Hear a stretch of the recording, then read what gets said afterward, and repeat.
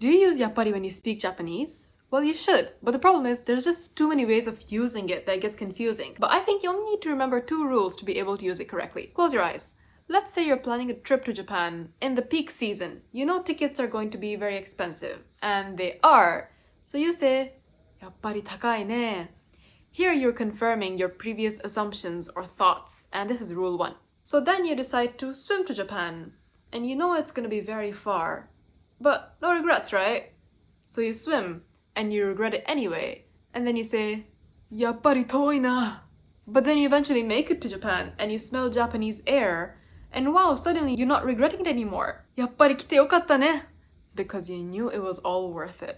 Here's where rule 2 comes in. So you thought you'd be able to survive in Japan with only English. So you go to the konbini, and immediately you think, やっぱり勉強すればよかった.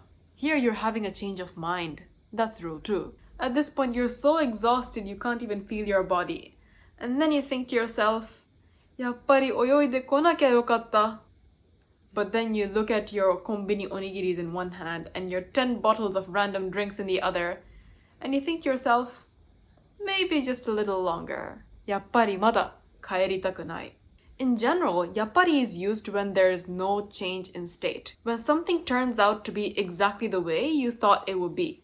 Even when you do change your mind, like, oh, I shouldn't have swam to Japan, there's actually no real change happening because you're just returning to the original state of when you hadn't decided to swim to Japan.